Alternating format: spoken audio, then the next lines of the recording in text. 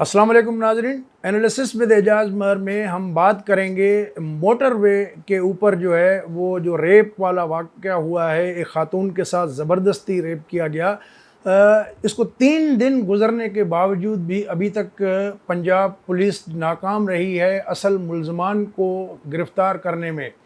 और पुलिस ने जो 2 मुल्ज़म नामज़द किए थे जिनके सर के ऊपर 25-25 लाख रुपए का इनाम भी रखा था, उसमें से जो एक हैं वक़ार, उन्होंने ख़ुद पुलिस को पेश हुए हैं और बयान रिकॉर्ड कराया है कि उनका इस वाक़े से कोई वास्ता नहीं है। तो इससे तो पुलिस की जो इन्वेस्टिगेशंस हैं और उनकी जो इन्फॉर्मेशन है कि 3 दिन में उनको ये तक पता न चल सका, और शक की बुनियाद पे वक़ार का जो नाम उन्होंने मुल्ज़िम के तौर पे नामज़द किया, तो अब उनको हज़ीमत उठाना पड़ रही है कि वक़ार जो है वो इस वाक़े में मुलविस नहीं है। बहरहाल इस वक़ार के पेश होने से और बयान देने से, और उन्होंने जो ख़ुद कहा है कि वो डीएनए टेस्ट कराने के लिए तैयार हैं और आप बेशक डीएनए टेस्ट कर लें, तो इस सारे केस को एक नया मोड़ जो है वो मिल गया है। और पंजाब हुकूमत की जो इसमें कारकर्दगी है वो उसको जो है सबके सामने आया कर दिया है कि पंजाब पुलिस की कारकर्दगी अच्छी नहीं है और उनकी जो वर्किंग स्टाइल है वो भी ठीक नहीं है। उस पर भी कई सवालिया निशान उठते हैं। ज़ाहिर है कि 9 तारीख का ये वाक़या है, उसके बाद अभी तक जो है पुलिस जो है वो उन्होंने निशानदेही तो कर दी है, छापे मारने की भी बात सामने आई है, लेकिन मुल्ज़मान जो है उनको ज़मीन खा गई, आसमान निगल गया, कहाँ चले गए। और हमारे इतनी सिक्योरिटी एजेंसीज़ हैं, इतनी इंटेलिजेंस एजेंसीज़ हैं, और जो वो क्या कर रही हैं, और एक इतने भयानक जिसने वाक़े ने पूरे दुनिया में पाकिस्तान को जो साख है, पाकिस्तान का जो इमेज है, उसको हिला के रख दिया है। पूरी कौम सरापा एहतजाज और अफसरदा है, और इस सारे पाकिस्तान के बड़े बड़े शहरों में ख़वातीन और सिविल सोसाइटी के लोग सरापा एहतजाज हैं, वो मुज़ाहरे कर रहे हैं। चीफ़ जस्टिस के पास भी दरख्वास्त एक वकील ने जमा कराई है कि इसका सो मोटो नोटिस लिया जाना चाहिए, लेकिन अभी तक जो है वो सुप्रीम कोर्ट ने इसका सो मोटो नोटिस नहीं लिया। तो हैरत की बात यह है कि मोटरवे सब पूरी दुनिया में एक सेफेस्ट ज़रिया होते हैं सफ़र का। और चलें, ये बातें तो हो गई कि पुलिस वहाँ तैनात नहीं थी, मोटरवे की नफरी नहीं है, और अंधेरे में जो वो आई और उनका तेल ख़त्म हो गया गाड़ी का। और इस सारे एपिसोड में अगर हम देखें तो आपको अगर याद हो कि कायदे आज़म मोहम्मद अली जिन्ना, जब उनकी मौत वाक़ई हुई थी और उनको जो मैयत जब लाई गई कराची, तो वहाँ उनको जो एम्बुलेंस भेजी गई थी, उस एम्बुलेंस का भी रास्ते में तेल ख़त्म हो गया था।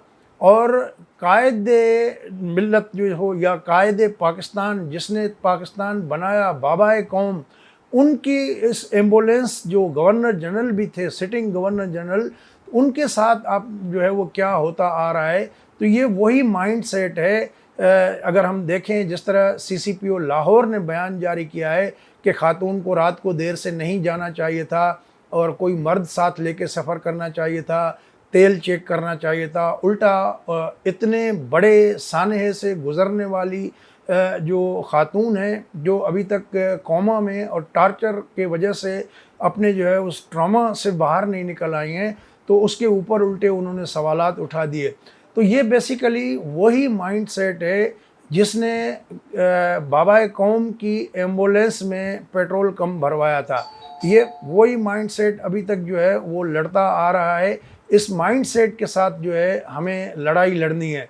तो ये जो माइंड सेट है, ये पाकिस्तान में हमें इस माइंड सेट के साथ लड़ना पड़ेगा, क्योंकि जिस तरीके से ये चल रहा है, इससे जो है हमारे जो सो कॉल्ड मुआशरती अक़दार जो है उसका भी जनाजा निकाल दिया है।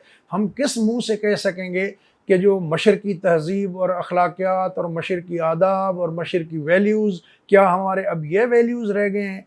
तो इसमें एक तसलसल के साथ अगर आप इसका पीछा करेंगे तो चीज़ें वहीं तक जाएंगी कि ज़िया-उल हक़ के मार्शल लॉ के दौर में जिस तरीके से एक एग्रेसिव निसाब और मसनूई किस्म का निसाब ईजाद किया गया, और पाकिस्तान में जो तालीम का निज़ाम ऐसा खड़ा किया गया جس میں طالب علم پہ سوال کرنے پہ پابندی عائد کی گئی، تنقید کے بجائے تقلید کے ایلیمنٹ کو جو ہوا دی گئی، تو یہ اس تعلیمی سارے نظام کا شاخسانہ ہے۔